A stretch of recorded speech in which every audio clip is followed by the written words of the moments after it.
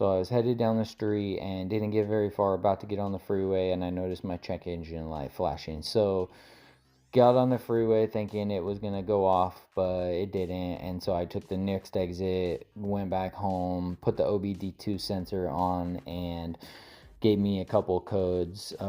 Cylinder 1 and cylinder 4 misfire, random misfire. And what I didn't know back then that I know now is that the ignition coil, there's 3 of them and 1 coil per 2 cylinders, so it's a 6-cylinder. And so most likely, if you have a code where you're getting 2 cylinder misfires and it's on the same coil ignition coil, then it's most likely that ignition coil that's failed. So time to replace that. And that's also probably an indication that you probably haven't changed out your spark plugs in 50 to 100,000 miles. So it's probably due to do the spark plugs, the ignition coils, and might as well do the spark plug wires at the same time. So here I am just going through the codes, verifying everything, and I was like, okay, definitely gonna get the spark plugs. So let's do that first, see if that fixes it, because I didn't know how to test the ignition coils. But even then, apparently after you test ignition coils, which I did later, you'll see that they all test fine.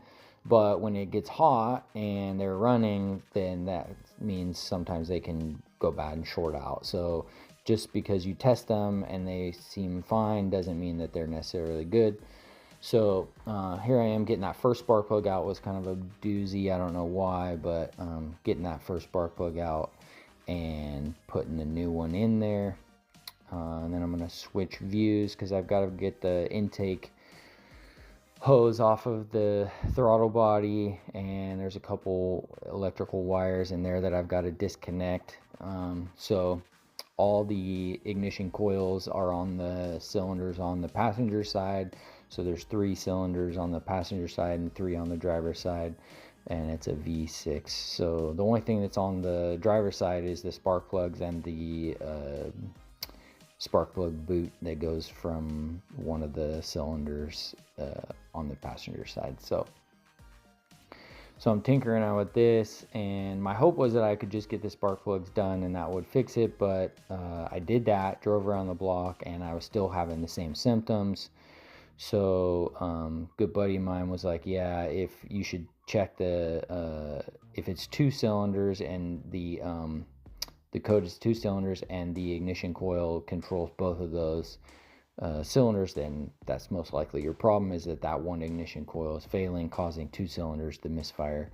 So I think it was the one in the middle here. You can see the one closest to the firewall. And so pulled those off of there. Going to get the spark plug out of this one. All the other ones were fairly easy to get out. And you can see just kind of normal wear. I went ahead and put the anti-seize thread, anti-seize compound on there on the threads. You always want to do that. And then I've got my torque wrench out. So I've torqued them to 20 foot-pounds according to the manual specs.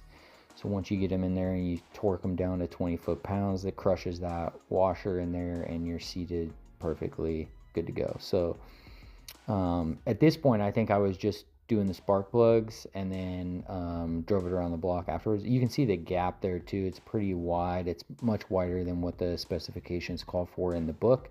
So eventually, that could probably cause a problem too. But by the time it does that, it's time to change the spark plugs, really. I mean, you could probably bend the little contactors in a little closer to the electrode and get them to still work for a while, but you might as well just change them out to do the preventative maintenance so it doesn't happen as you're driving down the road.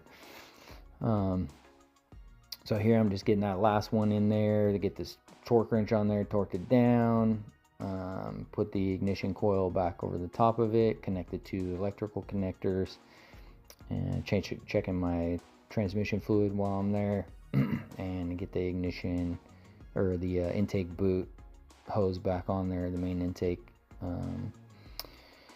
And so yeah, it was a pretty successful change out. You want to do it all at the same time: spark plugs, ignition coils, wires. So after I drove around the block and I realized that it was still happening, went ahead and ordered the ignition coils and a set of wires that came with it. So right here, I think you can see it'll change out the video in a little bit, where I basically take the hose, intake hose back off to access the ignition coils and replace those. And it's really not hard, or it doesn't take long, but when you haven't done it in a while, it kind of just takes a little bit of a minute to, get your bearings with where everything is and connected to.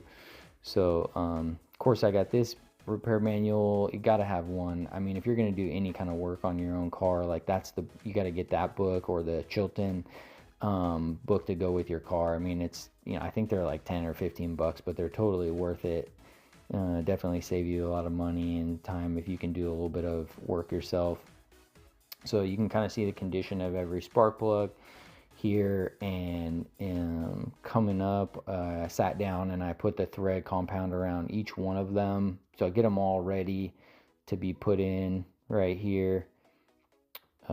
Get those all threaded up good with anti-seize compound. And then I bought that bottle a while back. It'll last forever. I mean, there's so much in there, and you don't need a ton, but you want to coat them. Now, if I was doing this for if I was doing this for other people or doing more often, then you'd go through a couple bottles of that or whatever. But for me, that's gonna last forever essentially. So just for this one, and I've been taking care of this truck. So here's a picture of the ignition coils and the spark plug wires that go with it. And here's the kit that I bought online for the ignition coils. Again, I had time to wait for this to come. It was a couple days, but if you were in a hurry and this was your only vehicle, you would just want to run to the parts store and get whatever they had on hand, or have them get them. Usually they're pretty quick. They can get stuff, or have it at a different store if you go to a chain auto parts store like Baxter's. So got this going to just check them. I like to look at them. It came with a little dielectric grease in there. So it's got the 3 ignition coils, and then I check them, make sure they match up, obviously, before I start tearing them all 3 of them off. But they matched up perfectly. There was a little bit of extra plastic on the spark plug cap where it connects to that ignition coil, so I just had to take a little teeny knife and get a little bit of that extra plastic off so that it would clip on there correctly. So kind of annoying. There's a way to test them too, but like I said, even if you test them and it's within spec, it doesn't mean that they're good. So I know these are good because I put them on and that fixed the problem.